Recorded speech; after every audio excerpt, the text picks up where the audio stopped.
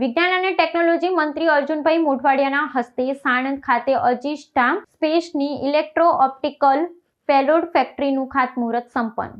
અમદાવાદના ઔદ્યોગિક હબ સાણંદ ખાતે અજીષ્ટા સ્પેસ દ્વારા ભારતની મહત્વાકાંક્ષી ઇલેક્ટ્રો ઓપ્ટિકલ પેલોડ ફેક્ટરીનો શિલાન્યાસ કરવામાં આવ્યો છે. આ ફેક્ટરીનું ભૂમિપૂજન અને ખાતમુહૂર્ત વિજ્ઞાન અને ટેકનોલોજી મંત્રી અર્જુનભાઈ મોઢવાડિયાના હસ્તે સંપન્ન થયું હતું. સાણંદના ખોરજ ઇન્ડસ્ટ્રીયલ એસ્ટેટમાં પ્લોટ નંબર K19 થી K24-1 ખાતે આ અત્યાધુનિક ફેક્ટરીનું નિર્માણ કરવામાં આવશે. આ પ્રસંગે મંત્રી અર્જુનભાઈ મોઢવાડિયાએ પોતાના ઉદ્બોધનમાં ગુજરાતને સ્પેસ ટેકનોલોજી અને હાઈટેક મેન્યુફેક્ચરિંગ ક્ષેત્રે અગ્રેસર બનાવવાની નેમ વ્યક્ત કરી હતી. તેમણે જણાવ્યું હતું કે ડોક્ટર વિક્રમ સારાભાઈ વારસાને આગળ ધપાવતા ગુજરાત હવે સ્પેસ ટેકનોલોજીનું નવું કેન્દ્ર બની રહ્યું છે. વડાપ્રધાન નરેન્દ્ર મોદીના માર્ગદર્શન હેઠળ દેશે સ્પેસ સેક્ટરને ખાનગી સાહસો માટે ખુલ્લું મૂક્યું છે, જેના પરિણામે આજે સાણંદ ખાતે દેશના પ્રથમ ઇન્ટિગ્રેટેડ પ્રાઇવેટ સેટેલાઇટ પ્લાન્ટનું સપનું સાકાર થઈ રહ્યું છે.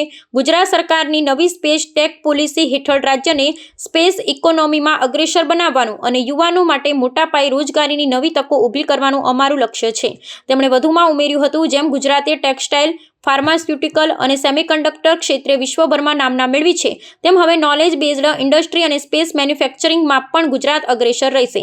અજીષ્ટા સ્પેસ દ્વારા સ્થાપનારો આ પ્લાન્ટ આત્મનિર્ભર ભારતના સંકલ્પને નવી ઊંચાઈએ લઈ જશે. અહીં એક જ છત નીચે સેટેલાઇટના ડિઝાઇનિંગથી લઈ ટેસ્ટિંગ સુધીની સંપૂર્ણ કામગીરી સ્વદેશી ટેકનોલોજીથી કરવામાં આવશે, જે ભારતની રાષ્ટ્રીય સુરક્ષા અને વ્યૂહાત્મક સજ્જતામાં પાયાનું યોગદાન આપશે.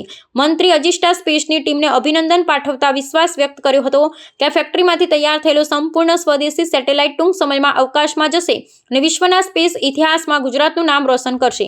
તેમણે વૈશ્વિક કંપનીઓ અને સ્ટાર્ટઅપ્સને પણ ગુજરાતમાં રોકાણ કરવા અને સ્પેસ સેક્ટરમાં રહેલી વિપુલ તકોનો લાભ લેવા માટે નિમંત્રણ પાઠવ્યું હતું.